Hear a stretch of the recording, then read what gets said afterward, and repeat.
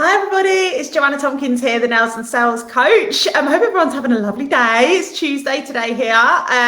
If you are watching live or watching on the replay, please come and give me a little hi in the comments. Let me know where you're watching from and how you're doing at the moment. I've just done a little impromptu live today. Haven't even told anyone that I was going live, so here I am. We'll see if anyone comes and watches me. This is the great thing about lives. It's like, when other nail techs say to me, oh, I'm too scared to go live, like, what if no one shows up? And I'm like, you know what, sometimes I go live and no one shows up and I've got a group with 5,000 people in it. So it does happen. But if you are watching, come and say hi to me, and we'll get going with a little mini training I'm going to do. This is going to be all about that it's okay. It's okay to make money. Even now, even post-lockdown, even when other people are struggling.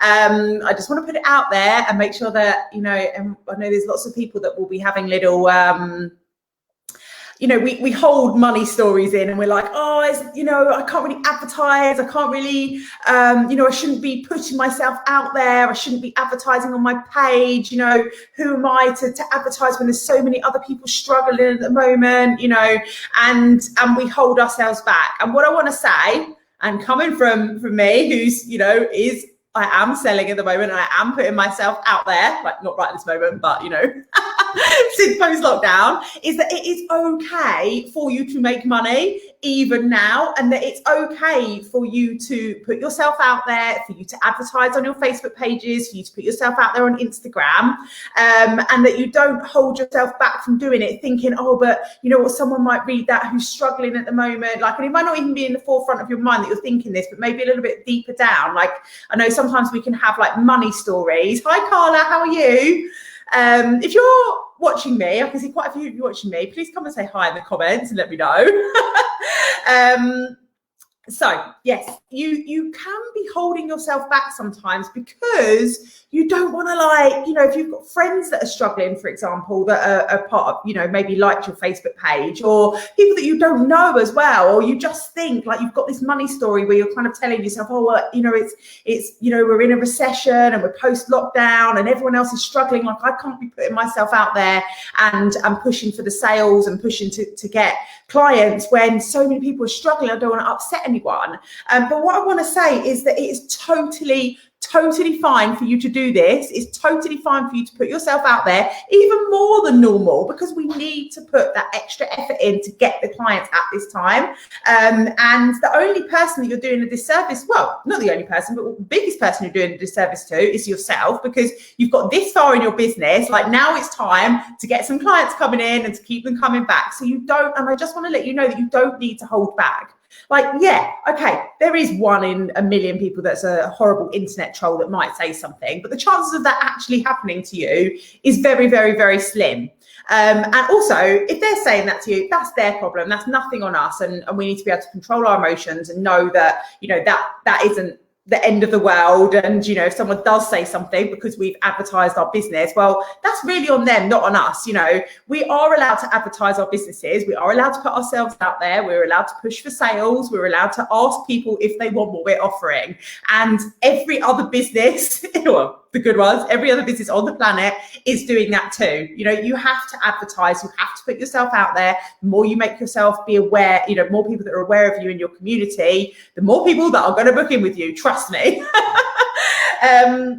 And like other things that I see people doing, like, it's not just about like putting yourself out there and advertising, but actually, even once you've got the clients booked in, it's, it's okay to have cancellation conditions in place. Like, you are running a business. Like, this is not a hobby. Some of you, maybe it is a hobby, or maybe you're treating it like a hobby at the moment. But you know what? If you want to have a successful business, you want to grow it, you want to have those, 5K months or 3K months or 1K month, like whatever it is that you're wanting to get to, even if it's a £500 month, £200 month, like whatever it is, like, you need to run it as a proper business and you need to start growing it. And the way that I like to do that is to think of myself as an employee within that business. If, for example, we have cancellation conditions in play, right?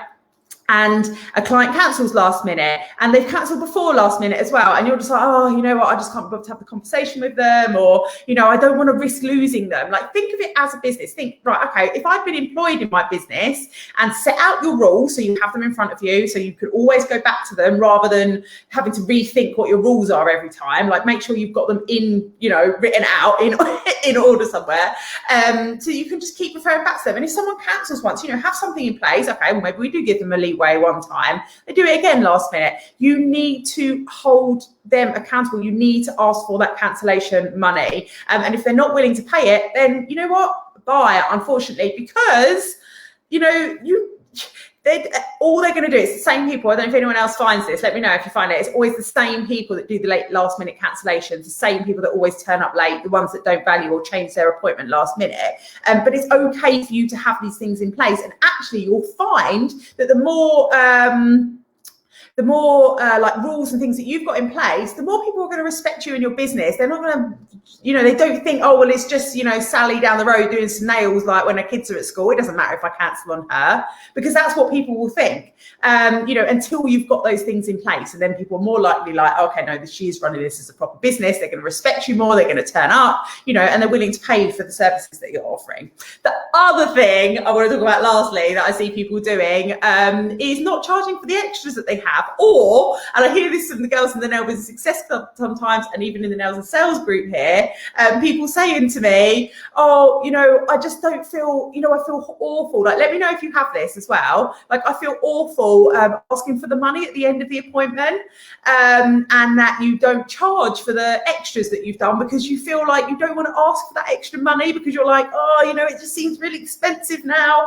But you know what? You have to. Like, you can't go into Sainsbury's and say, oh, I'm just going to grab these extra packets of sweets that they've got by the till. Oh, but I'm not paying for them because now it seems too expensive. Like, you know, you know you have to pay for it. Like, and again, this is on us as nail technicians and business owners to set this out and to make sure that, you know, again, like I said, like, I love it, like thinking of myself as an employee in my business, because if I was a nail tech in a salon and I was employed by them, and someone came in and asked for an upgrade to nail art and I didn't charge them, that owner is going to think of it as stealing. And so you can think of it like, every time you offer your client, you say to your client, oh, don't worry about paying for that extra nail art you've had. You know, it's fine if you're doing it as a strategy, you know, to, you know, for some reason or whatever, or an offer that you're doing, that's fine. But if some of you, I guarantee it, some of you will be doing extra and not charging it to the client, and not even telling them that they're getting that money, just because you don't want them to feel like it's too expensive.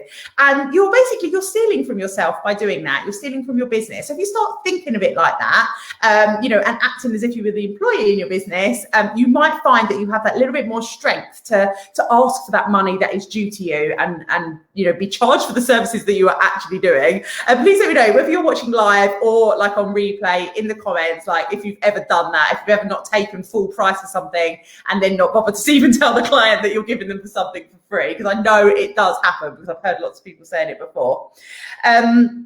And just behind all of this, like, you know, the fact that there will be some of you that are out there, you know, thinking, oh, you know, it's not the right time for me to sell my service. It's not the right time for me to put my prices up. It's not the right time for me to put myself out there or to charge my clients the correct amount.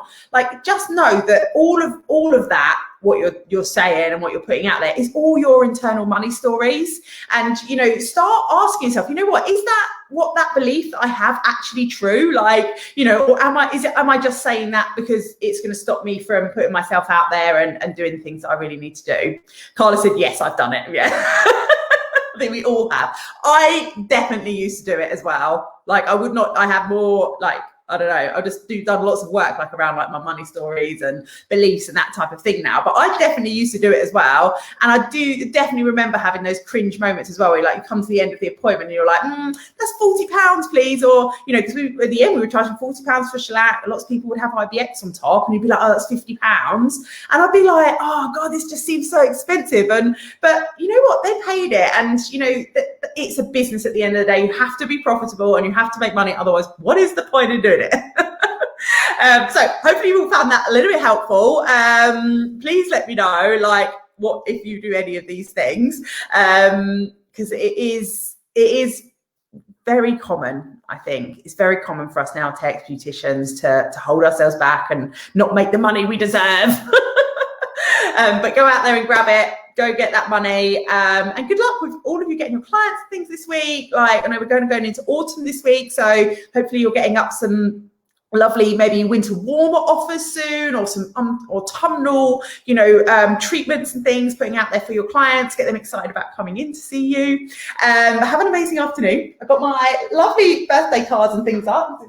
Look at this one. This is one of my favourite ones. Look at this. I love Battenberg cake. It was my birthday yesterday, which was a lovely day. But here I am, back working now, ready to go.